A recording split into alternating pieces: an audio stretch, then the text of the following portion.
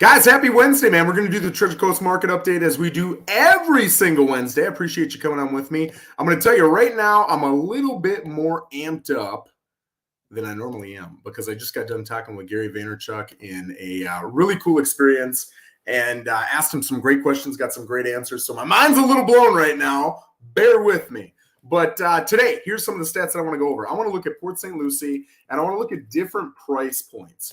And I want you to see what percentage of people are coming at asking price or over on some closed transactions that have happened in the last 30 days. And then I want you to see what the average sales price compared to asking price was. A lot of people are saying, hey, do I need to come 20 over? Can I come 10 under? Do I need to be at asking price? And I think looking at the statistics is the best way, in my opinion, of ever judging that, right? So first of all, we're going to come into type and we're going to go single family homes. We're looking at Port St. Lucie only. I'm going to come to the status and we're going to look at closed. And again, today's 420, so let's go back to 320, which is roughly 30 days ago, and take a look. So we've got 475 sales. You can see over here on the right side of the screen, all of the blue dots represent sales that have occurred, single-family home sales that have occurred in Port St. Lucie in the last month. And I'm going to first click on the CMA button, and I want you to see what the average sales price compared to original asking price is. All right. So when we come in, you're going to see that the average list price was $420,247, and the average sales price was $421,730. And it's saying that's 101% of the original asking price. Okay, that's really interesting to know. And I'll tell you too, in Port St. Lucie, you can see right here that even though they're asking $223.59 a square foot on average, the average sales price has jumped up. It's continued to jump month after month to $225.46. So that is interesting to note, right? But let's go to list. And I'm going to put these in order of highest sales price compared to original asking price as a percentage to lowest. Okay. Nope, I did the opposite. My bad. So you can see this one sold for 55% of original asking price. And when you come in and let's look at the details here, let's see what it says down here. I honestly don't know what the why is. They were asking 439 and they got 240. It doesn't say why. But it's interesting to see that number. Sometimes if it would have said $24,000, I would have guessed, hey, maybe it's a typo. I doubt this is a typo, right? So 55%. Here's one for 76. Here's one for 80. Here's one for 83. Now you might be saying, holy smokes, Joe, how is this happening? This isn't what I'm hearing. Remember, there's 475 sales. It doesn't happen often. When it happens, it tends to be homes that need significant damage repaired, and the sellers just don't want to fix it. They'd rather take the price hit, right? You're not going to see that a lot, but you will see it. So people who are looking to put sweat equity into a property and get a good deal on it and have the cash to do the repairs and maybe have the ability to do the repairs, those are the people that are still able to get homes and get a good deal on them, right? That does not fit the majority of buyers in this market. Most people want perfection and they're willing to pay for it, but you do see it happen every once in a while. So putting these into order, I'm trying to see where we hit 100%. It's right here. So 129 of the sales in the last 30 days for single-family homes in Port St. Lucie out of 475 sold for less than asking. That's 27%. So roughly 1 out of every 4 that was on the market sold for less than asking price. Okay, that means that roughly 3/4 are selling for asking price or more. And let's see how many sold for 100%, right? So we're from 130 to,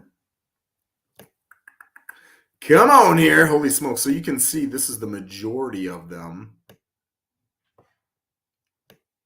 Okay, so I thought we were there. Here we are.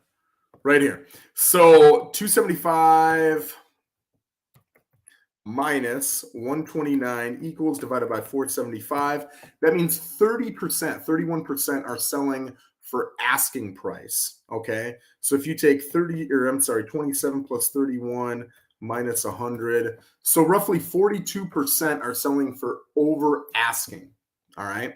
And a lot of homes that you're seeing selling for over asking, the question then becomes, okay, why are they selling for over asking? And there are a few reasons, right? Number one, if you price it correctly, you're going to create a frenzy. And people are going to come in, you're going to get bid after bid, and you're going to see that bidding war that buyers are scared of, but sellers love. That's how you create it. If you come in $10,000, $20,000, $30,000 high over the market, you're still going to get offers. You're probably still going to sell, but you're not going to get that frenzy, right? So you might still get the price or close to what you would have gotten, but you might not be getting the terms that you want. So pricing it right is number one. Number two is really making it look sharp. And part of making it look sharp is staging. Another part of making it look sharp is having an absolutely phenomenal photographer take the photos, right? So if you go look at the top 10 homes that sold for the most amount compared to original asking, I'd be willing to bet that you're going to see that the majority of them have incredibly professional photos. I've seen some pretty average homes, but they are displayed really well on the MLS with the photos. They've got great write-ups. All the information is accurately put in by the realtor, and they get loads of showings, right? I've seen other homes that don't present all that well. They don't have great photos. Some of the information is inaccurate, which makes your home search by these buyers who are looking at Zillow, Realtor, Trulia, Redfin, Coldwell Banker, Remax, exp.com, whatever. When they do the search, the home isn't popping up because information's been put in inaccurately. As an example, maybe you got 2,200 square feet and the realtor forgets a zero. So it says you got 220 square feet. That's a problem, right? That can decrease the amount of showings you get and thus decrease the amount of offers that you're going to get. So you can't get that compounding effect in those people going into a frenzy. So that's another reason, right?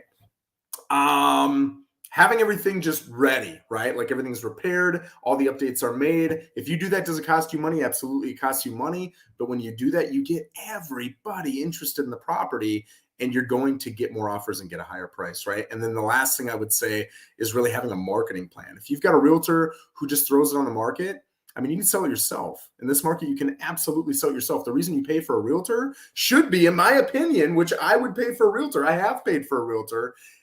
In Washington, when I sold my house, I could have easily sold that home myself. But I wanted to get more than I could have gotten myself because I have a realtor who's got the fan base that they're able to talk to, that they're able to email, that they're able to market to. They've got the Facebook funnels all set up so they can market to those people. They've got all of the automatic emails set up so that when you come in with a question about a property, and I'm sleeping because it's midnight, you're still getting a response until I get up in the morning and I can follow up with you, right? All of those different things are things that a top realtor is going to do to make sure that you've got the most amount of interest and thus you're getting the highest price. So all of those things kind of add up to getting you the highest price. So now let's take a look at different price ranges. Okay, I'm going to say, well, we're looking at list price. Let's go with sold price. PRISE. Where is it? Sold price. Okay, so we're going to go up to 350. Okay, so out of those 475, how many sold under 350 divided by 475? That is roughly a third of the market, or 34.7% of our market. Okay, now when we come in here, let's look at that CMA and let's see what the average sales price compared to original asking price was. Does it differ because we're looking at that lower strata, that lower price strata of homes? You can see the average ask price is 304,137 and the average sold price is 306,465. That's 101%. Isn't that surprising? Hasn't changed a bit, right? So now let's go up into what I would say is maybe the second tier of buyers. And that's your 350 to 500, okay? Maybe first-time home buyers, maybe not. But it's a little bit higher than what most first-time home buyers are going to be at. And this is 51.2% of the market. That doesn't surprise me at all. So out of these 243 sales that we've had for single-family homes in Port St. Lucie in the last 30 days, when looking at the original asking compared to the eventual sales price, you can see again, average asking price, 406,964. Average sales price is 411,482, 101%. Okay, so we're going to break it down into two more groups, right? Let's go 500 to 750. We got 66. What if I open this up? Now what does it do? Okay, so let's do that. So we're going to leave it at 750, right? 500 to 750. We got 66 options, which I'm guessing is around 14%. Let's come in 66 divided by 475. It's 13.9% of the sales in Port St. Lucie in the last 30 days. At this price point, the average asking is $588,636. The average sales is $592,306 for an average sale to list price of 101%. So nothing has changed, right? We're going to look at the last grouping of homes here. Now, there is something I want to say about this. If you've got one home that sold for like $20 million, and a lot of the other homes are in that $750 to $1 million range, it's going to have a significant impact on the number. So we're going to look a little bit into that, see if there's anything that's really skewed. View. And okay, so you can see the average list price is 1.17. The average sale price is 1.1 for 97% average, right? So again, let's look at, there's only 16. There's only 14 of these. Okay, so let's come into the 14, and I want you to see this as a list. And I'm going to put these in order. They already are in order of lowest to highest, right? So this one right here sold for 2.475. They only got 86% of what they were asking for. And that one, well, let's not do that. Let's do this a different way. Let's go highest price to lowest price. Okay, so that was the highest price. Okay, and some of these are going to double up. So you can see, and the reason it doubles up, you can see an MLS number that starts with an RX and one that starts with a TX. That's because it's in two different MLSs, right? So this particular agent has access to two MLSs of two different areas, and they're making sure that it's in both. Honestly, that's a great way to market a property. So you don't truly have 14 results. You've probably got 12, 13, something like that. So this one, again, it got 80, fishy.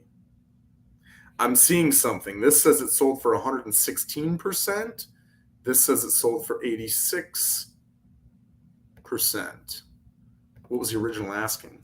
Here it says original asking was 3.1 and it sold for 2.8, which is 86%.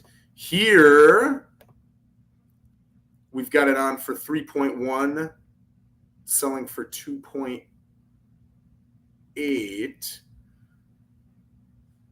Why does that say 116%? That doesn't make any sense. I don't understand why that says that, but it's inaccurate, right? So it sold for less, so the 86% is correct, right?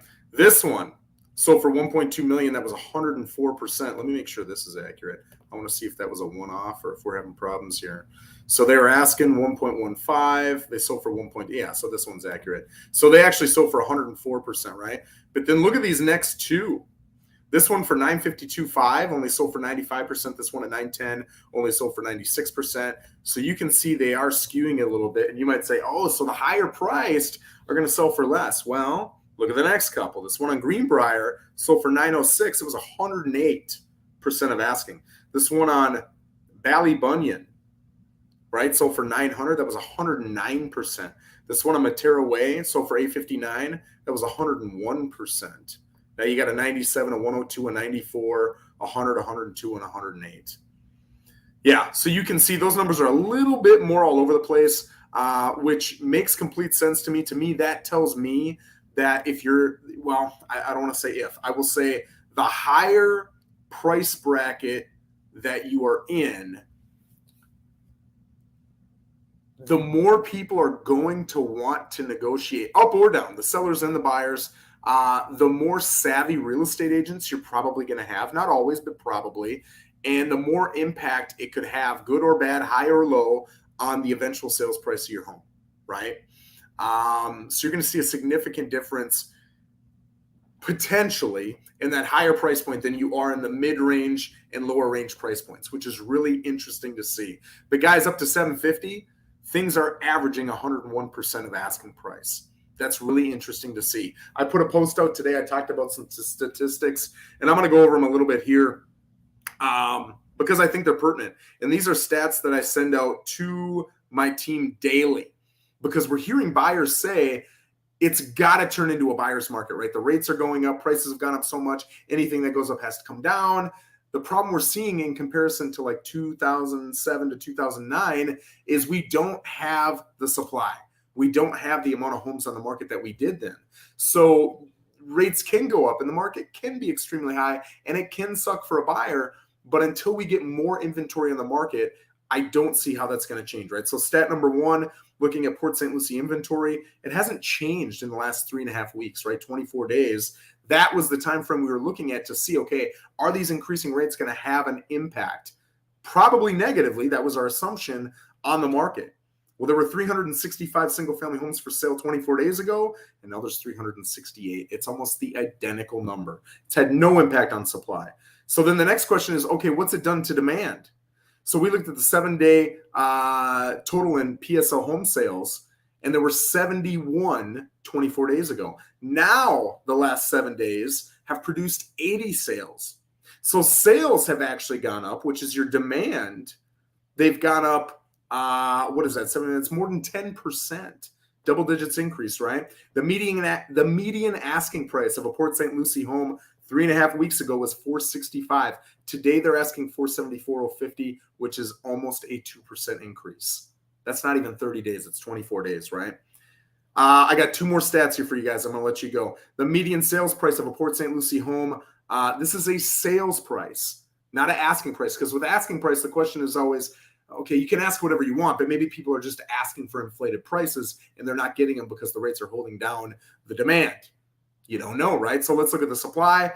The median sales price of a Port St. Lucie home has also increased from $379,900 to $395,250, which is it's more than 4% increase, and that's in 24 days, right? And then looking at supply, the supply right now on the market, if we look at the last 7 days of sales and we assume that we're going to sell at that rate and we're not taking on any new listings, how long does it take to sell the current amount of listings we've got? 35.98 days, right? So just a hair over a month. That was 24 days ago. Now it's dropped 10.5% to 32.2 days. So what that tells me is rates have not had a negative impact. If anything, they've had, I don't want to say negative, I'm talking about from the seller's standpoint, right? It hasn't had a negative seller impact. If anything, it's had a positive seller impact. I don't think 24 days is enough to really, hang your hat on or anything like that. But it is something to look at. It's really interesting to see those statistics and say, if I'm on the fence and I'm hoping that rates are going to come down, prices are going to come down, something's going to change, so I'm just going to hold off for a couple months, what I'm seeing is not matching what a lot of people, or at least buyers, are hoping for, right? The numbers are getting even stronger in the seller's realm. And when you look at, okay, what does it take to become not even a buyer's market, but just a neutral market? It's usually defined as 3 to 4 months of inventory, right? So if you look at the last 7 or 15 or 30 days worth of sales, and you look at how many you've got on the market, you kind of want that 3 to 4 month range, and that's a neutral market. Anything over 4 is a buyer's market. Anything under 3 is a seller's market. We're not just under 3.